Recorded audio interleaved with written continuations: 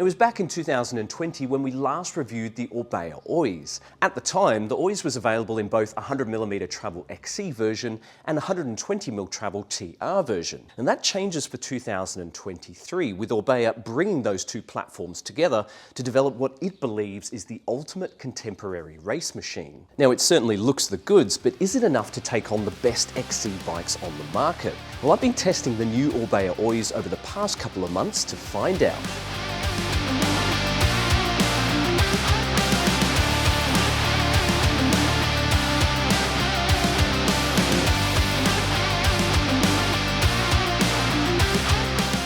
The Orbea Oiz has received a ground-up redesign for 2023.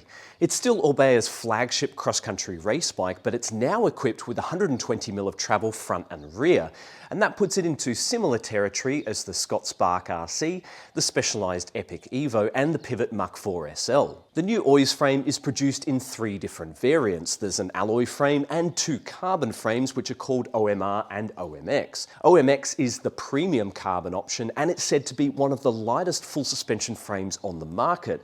It's claimed to weigh just 1,750 grams, including the shock. Regardless of material, all Oiz frames are built around the UFO single pivot suspension design, and this sees a degree of flex through the slender seat stays as the chunky fibre link compresses the shock. Both the fork and shock are then cabled up to the squid lock remote, which allows you to cycle through the open, medium and lock suspension settings on the fly. With the new Oiz no longer having to perform double duty with 2 different travel variants, Orbea has optimised the geometry and brought it right up to date. The head angle slackens out to 67 degrees and the seat tube angle has steepened to 76.5 degrees.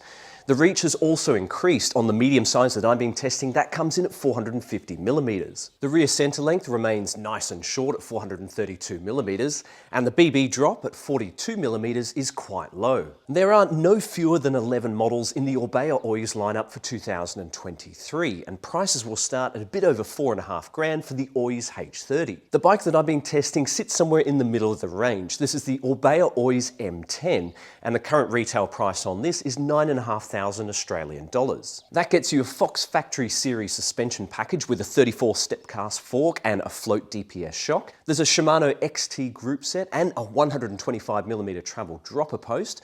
We've got carbon wheels from Orbea's in-house wheel brand Oquo, which are wrapped with 2.4-inch wide Maxxis Recon race tyres. Confirmed weight for our Orbea Oiz test bike is 11.57 kilos, and as usual, that's weighed with the tyres set up tubeless and without pedals. Now, it's a pretty decent weight given the mid-tier spec, especially since the dropper post is quite portly, the wheels came in heavier than claimed, and the 2.4-inch Maxxis tyres aren't the lightest out there. It's also worth noting that this bike uses the cheaper OMR carbon frame, which Orbea says is around 200 grams heavier than the OMX carbon frame, which you'll find on the higher end models. If you're curious about the frame and component weights and what upgrades I'd be considering if this were my bike, as usual, there is a heap more info in the full review over at flowmountainbike.com. Over there, we've also got a juicy feature where I've compared some of the best cross-country bikes that we've reviewed, including the Oiz, the Scott Spark, the Giant Anthem, and the Specialized Epic.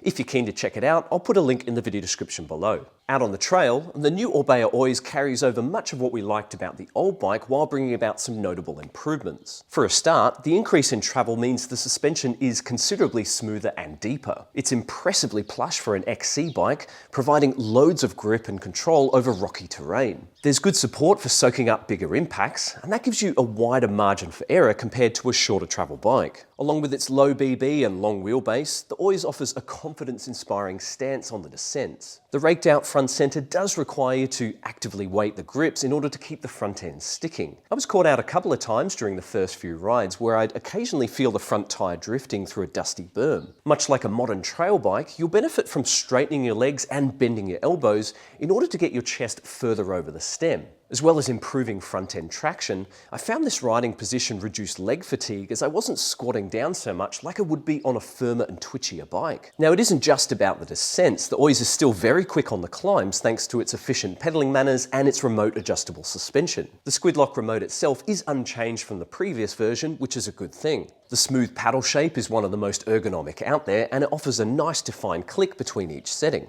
While each of the three suspension modes are usable, it's the medium position which offers the key advantage over the Oiz's competitors. In this mode, the shock's compression damping is firmed up to improve pedal efficiency, but the fork remains open. This means it's able to sag into its travel and continue absorbing bumps, which is particularly welcome on rocky and rooty climbs. This setting also has a notable impact on the bike's dynamic geometry. The effective seat tube angle becomes steeper, placing you in a more powerful pedaling position when you're heading uphill. There's also more ground clearance underneath the crank arms, which is hugely advantageous whenever you're heading up a ledgy, slow-speed technical climb. Furthermore, on tight and twisty single track, the firmer shock pushes more of your weight onto the front wheel, helping to sharpen up the steering. In fact, this was my preferred setting for riding smooth and flowy trails, where I could take full advantage of the stiff and responsive carbon chassis. It handles beautifully too, with the wide bars and the low BB encouraging you to really crank it over into the corners, while the supple Fox fork and the Maxxis tyres deliver excellent damping and grip. As for the downsides of the new Orbea Oiz,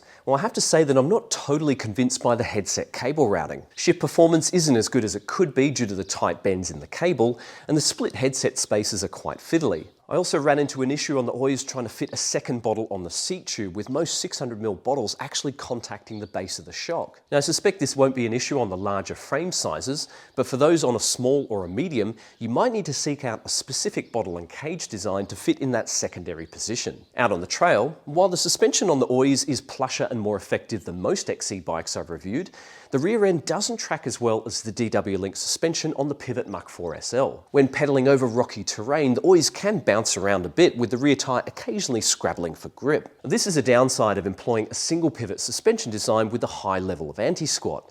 It certainly pedals well, but it doesn't eat up square edge hits quite as seamlessly. Now, this isn't likely to be an issue for most XC racers, but given the squid lock remote is so usable, I do think that Orbea could have lent on it a little bit more and made the suspension more neutral in the open position to maximise this bike's technical capabilities. Now, speaking of the squid lock remote, it too isn't perfect. It only took me a few rides to adapt to the push to unlock function, though I never quite got used to the over-the-bar dropper lever. Don't get me wrong, I'm stoked to see Orbea speccing the Oiz with the dropper post in the first place. It's just that you have to loosen your grip on the bars every time you want to use it, and the small lever requires a decent amount of force to actuate. It isn't the end of the world, and to be fair, the squid lock remote is a fine solution given the constraints of its manually controlled suspension. However, I do think the Oiz would be a great candidate for an automated suspension system, something like RockShox Flight Attendant or Fox Live Valve. Now, out of all the latest XC bikes that I've reviewed, it's the Scott Spark that's the closest competitor to the new Orbea Oiz. The latest Spark also features 120mm of travel front and rear, and both the fork and shock are cabled up to a 3-position handlebar remote called the Twin Lock. Where things differ is with the Spark's proprietary nude shock, which actually limits the rear travel to 80mm when you're in that middle traction control mode. If you'd like to know more about the differences between these two bikes, I've put a detailed comparison in the full review over at flowmountainbike.com. If you're keen to check it out, just click the link in the video description below. As for our final verdict on the 2023 Orbea Oiz, with its increased travel and updated geometry, the new Oiz is a fantastic example of a modern XC bike. It absolutely rips up technical single track, though it's still an excellent climber thanks to its efficient pedaling manners and its remote adjustable suspension. Now, if you're less enthused by constantly toggling a remote and you're typically riding on smoother trails, you may be better off looking at a firmer and shorter travel bike like the Trek Super Caliber or the Specialized Epic World Cup. The Oiz is more versatile than those two bikes, however, and on rougher trails it's also more fun. Yes, it's lightweight and efficient, but the extra travel and the contemporary geometry come together to produce a fantastically well-rounded package, which is capable of going well beyond the racetrack. Now, if you've got any questions for me about the Orbea Oiz, make sure you drop those into the comments below. Otherwise, I hope you enjoyed this video, and we'll see you next time. Tooroo!